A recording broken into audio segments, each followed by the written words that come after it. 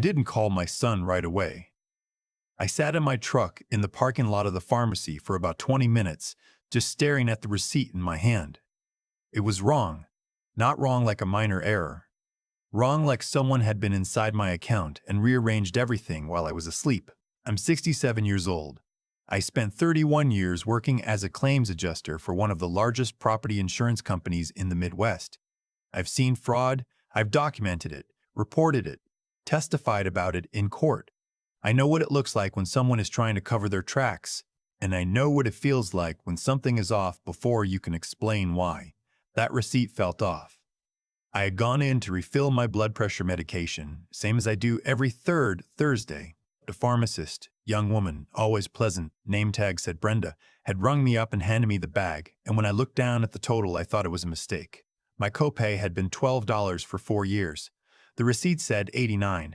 I asked Brenda to check. She looked at her screen for a moment, then looked at me in a way I didn't like. She said my secondary insurance had been removed from the account 3 weeks ago. I told her that wasn't possible. I hadn't changed anything. She turned the screen toward me. Right there in the system.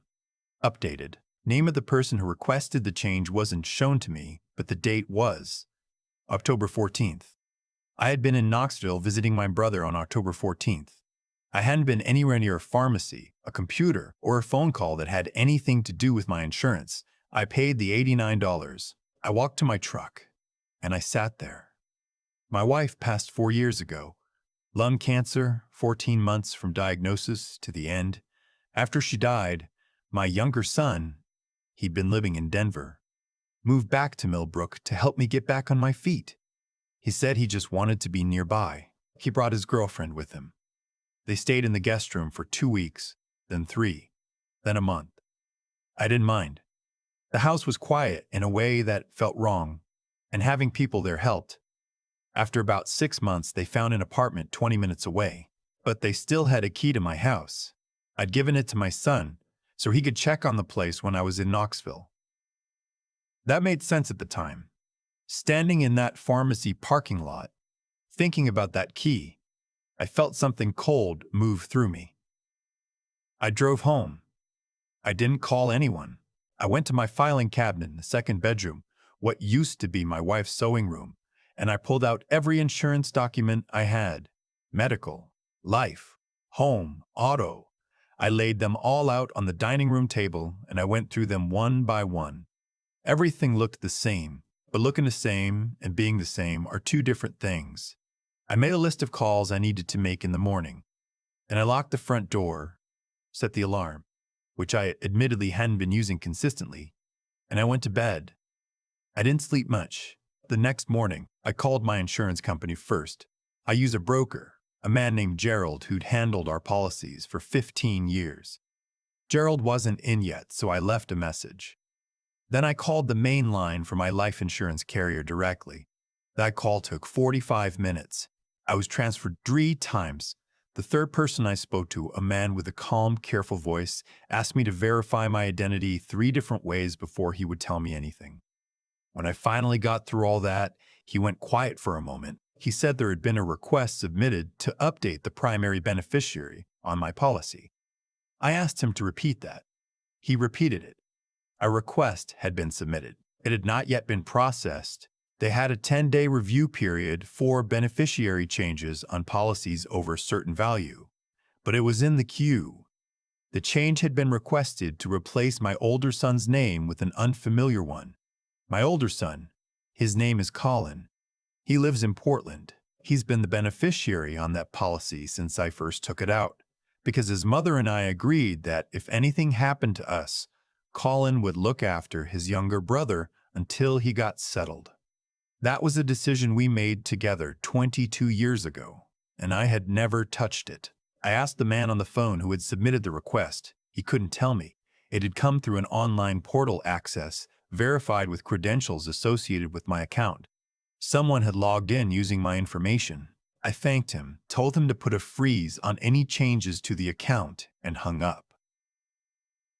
Then I sat very still for a while. My younger son's name is Philip. He's 34. Growing up, he was the easier one. Easygoing, funny, never much trouble. After his mother got sick, something shifted in him. He became impatient with her in ways that made me uncomfortable, though I told myself it was just his way of handling grief. When she died, he was the one who cried the loudest at the funeral. I held on to that. I kept telling myself that the crying meant he loved her. His girlfriend's name is Stacy. I had never warmed to her, and I felt guilty about that because I couldn't point to anything specific. She was polite enough. She remembered my coffee order. She asked about my health.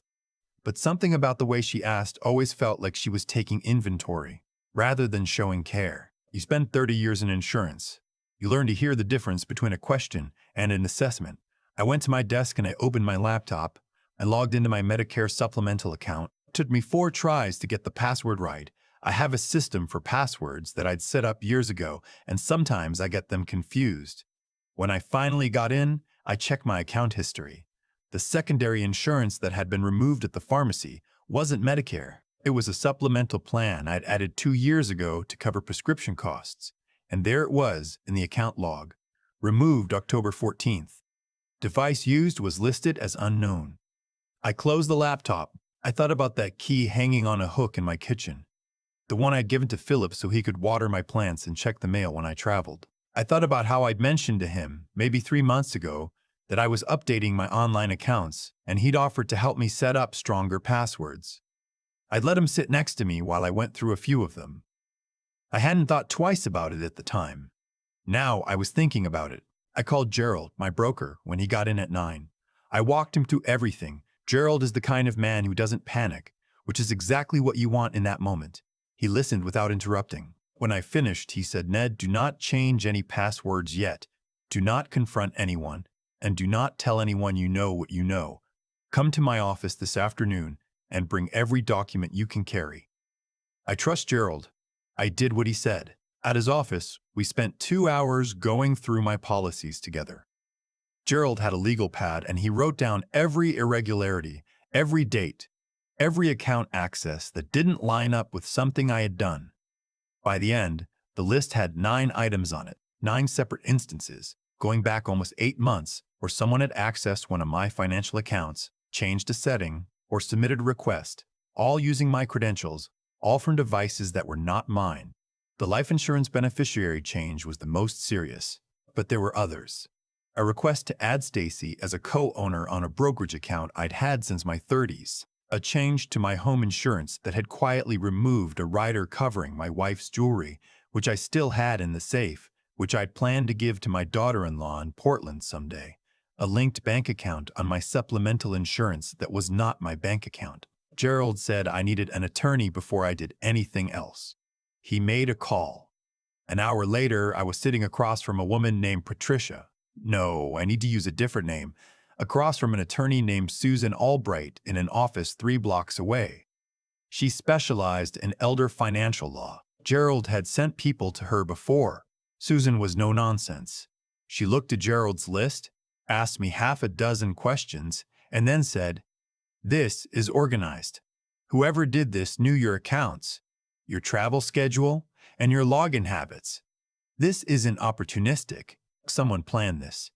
I already knew that, but hearing it from her made it real in a different way. She told me what I needed to do in order. First, freeze any changes on every account. We had already started that. Second, contact the Social Security Administration to place a flag on my identity. This is a step a lot of people don't know about. But if someone is accessing your financial accounts, they may also be planning to access your Social Security. Third, do not change the passwords yet, because we wanted the digital trail preserved for a potential investigation. Fourth, do not tip off whoever did this. I asked her if I should go to the police. She said yes, eventually. But first, she wanted me to contact the fraud investigation unit at my bank, because banks have faster internal channels than local police for this type of thing. And they can pull records that law enforcement would need a warrant to access. I drove home that afternoon feeling like I was moving through deep water. Everything looked the same. My street, my house, the oak tree in the front yard that my wife had planted the year Colin was born. But I was seeing it differently. Someone had been in my life, quietly, methodically, and I had not seen it. I called Colin that evening. He answered on the second ring. I didn't tell him everything. I just asked him a question. I said, "Hey, have you gotten any mail from my insurance companies lately? Anything forwarded or anything weird?" He said no. Then he paused. He said, "Dad, why? Is something going on?" I said everything was fine. I was just doing a review of my accounts, being organized. He believed me. Colin has always trusted me to handle things. After I hung up, I sat in my wife's chair, the recliner she used to sit in to watch her shows. And I allowed myself to feel what I'd been holding back all day. It wasn't anger. Not yet. It was something closer to grief. The same hollow feeling I'd had the morning after she died when I came downstairs and made a pot of coffee for two without thinking. Philip had grown up in this house. He had Christmas morning in this house when he broke his arm falling off the back fence at age 11. I was the one who drove him to the emergency room. I sat with him while they set the bone. He had cried and reached for my hand. And now he had reached into my accounts and tried to take what wasn't his. To take. I'm not someone who cries easily. But I sat in that chair for a long time. 3 days later, my attorney Susan had spoken to the bank's fraud unit. They confirmed what we suspected. The linked external account, the one that had been quietly connected to my supplemental insurance, belonged to Stacy, not Philip. Stacy. That landed differently than I expected. Philip had always been the passive one, and as much as I didn't want to believe he could plan something like this, I had started to accept it. But seeing Stacy's account there, it reframed everything. She was the architect. Philip was either being led, or he was further gone than I thought. Susan filed a formal report with the state's Elder Financial Abuse Unit. She also sent a certified letter to both Philip and Stacy, not accusing them, but notifying them that I was conducting a formal review of my accounts with legal counsel and that any further changes would be considered fraud. Philip called me 20 minutes after the letter was delivered. He was calm at first. He said he'd received some letter from a lawyer and he didn't understand what was going on. He asked if I was okay. I said I was fine. He said, "Dad, if this is about Stacy's name on some account or something, I can explain that. It was just for convenience. You said yourself you don't like managing all the online stuff." He said I had said that. I don't remember saying that, but more importantly, even if I had said something like that offhandedly, that is not consent to be listed as a co-owner on a brokerage account. That is not permission to change an insurance beneficiary. That is not authorization to remove a prescription coverage plan from an account you have no legal standing to access. I let him talk. I had learned in 30 years of claims work that the best thing you can do when someone is trying to explain something they've done is let them keep explaining. They always say more than they mean to. He said a few things in that call that Susan later flagged as significant. He mentioned knowing that my life insurance policy had been sitting there unchanged for a long time. He mentioned that Stacy had been just helping manage things. He said that he'd planned to talk to me about it soon. I thanked him for calling. I told him I'd be in touch. Then I drove to the county courthouse and met Susan, and we filed the formal fraud complaint. What followed took about 6 weeks. I won't walk through every step because some of it is still pending, and Susan has asked me to be careful about what I say publicly. But I'll tell you the outcome so far. The beneficiary change on my life insurance was reversed and frozen. The brokerage co-ownership request was rejected. They had flagged it internally before it even processed because a co-owner request on a long-held individual account triggered their internal review system. The home insurance rider was restored. The external account link was severed and flagged for investigation. The bank's fraud unit referred the case to the state attorney general's office. As of right now, Stacy is facing charges. The investigation is ongoing, and I had been advised not to say more than that. Philip has not been charged. Whether that stays true, I don't know. He has hired an attorney of his own. I changed my locks the same day Susan filed the complaint. I called the locksmith and I stood there and watched him work, and I asked him to put a deadbolt on the second door too, the one off the laundry room that I almost never used. He gave me 2 sets of keys. I kept both of them. I also went back to that pharmacy. I sat down with the pharmacist on duty and walked through the process of restoring my supplemental coverage. It took 3 phone calls and about 90 minutes, but we got it done. My copay went back to $12. Small thing, maybe, but it felt important. There's something I want to say to anyone who's watching this, because I know some of you are in situations like mine. Living alone, maybe recently widowed, with adult children who have more access to your life than you realize. I spent 31 years investigating fraud. I thought that meant I couldn't be deceived. It doesn't mean that. It means I recognize the signs faster than someone without that background might have. But even then, it was the pharmacy receipt that caught it. Something almost incidental. I wasn't looking. I got lucky. Don't rely on luck. Know what accounts you have. Know who has access to them. Know what your beneficiaries say right now.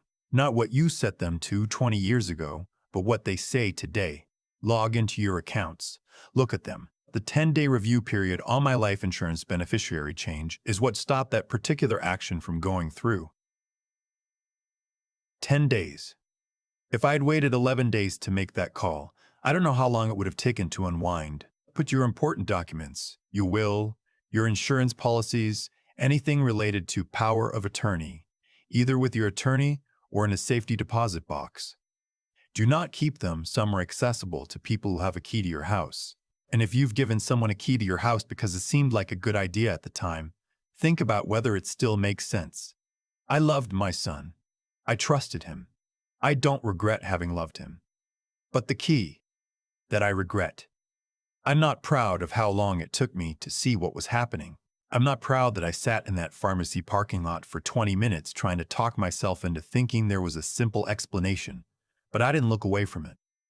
That part I can say without apology. My wife used to say that wisdom isn't about never being fooled. It's about what you do once you know you've been fooled. I didn't understand what she meant when she said it. I think I do now. I still sit in her chair sometimes in the evenings. I make 1 cup of coffee now, not 2. The oak tree out front is starting to lose its leaves. It always does by late October, right on schedule, same as it has for 40 years. Some things stay exactly as they should be. You protect what you can, and you pay attention. That's the part that matters. You pay attention. I've thought a lot about what made this possible. Not just the mechanics of it, the passwords, the accounts, the access. I mean, what made it possible for someone to get that far into my life without me noticing? The honest answer is that I let it happen slowly. Not all at once. Philip moved back, and I was grateful. Stacy made coffee and asked about my health, and I told myself that discomfort I felt around her was just grief making me suspicious of kindness. I handed over a key because it was convenient. I let my son sit beside me while I updated passwords because asking him to leave the room would have felt like an accusation. Every small decision made sense in the moment. That's how it works. It's never one big door swinging open. It's a dozen small ones left ajar. What I keep coming back to is the difference between love and oversight. I loved my son. That love was real. But love without attention isn't protection. It's just exposure. I was so focused on what I felt that I stopped paying attention to what I saw. And what I saw, when I finally let myself look, had been there for months. There's something about reaching your 60s that makes you want to believe the hard work is done. You've raised the kids. You've buried the people you didn't want to outlive. You've put in the years. You want to coast a little. I understand that impulse. I felt it. But coasting is exactly when the current can take you somewhere you didn't choose to go. Philip made choices. Stacy made choices. I'm not interested in softening that. What they did was calculated. 8 months of access. 9 separate account actions. A beneficiary change on a policy worth more than most people's homes. That didn't happen by accident or impulse. They planned it around my travel schedule. They used the trust I'd extended as a tool. The consequences they're facing now are the direct result of those choices, not of bad luck or circumstance. Actions have weight. They land somewhere eventually. But I also made choices. I chose convenience over caution. I chose to interpret my discomfort as unfairness to Stacy rather than as information worth examining. I chose not to look at my accounts for months at a time because looking felt like distrust, and distrust felt ungenerous. Those choices had weight too. What I want people to take from this isn't fear. I don't want you to look at everyone around you with suspicion. Most people in your life are exactly who they appear to be. What I want is for you to stay sharp. Keep your own records. Know what your accounts say today, not what you set them to say years ago. Ask questions when something feels off. Not because you assume the worst, but because staying informed is a form of respect for everything you've worked to build. My wife worked for 38 years. We saved carefully. We lived below our means so that the end of our lives would have some dignity in them. That was her goal as much as mine. What nearly happened here wasn't just a crime against me. It was a reach into something she helped build. I protected it. That's what I'll carry forward. And if you're watching this tonight and something in your own life feels slightly off, a bill that doesn't make sense, an account you haven't checked in a while, a relationship where the access you've given feels bigger than you realized, don't wait for the receipt that proves it. Go look now while you still have time to be the one who acts first.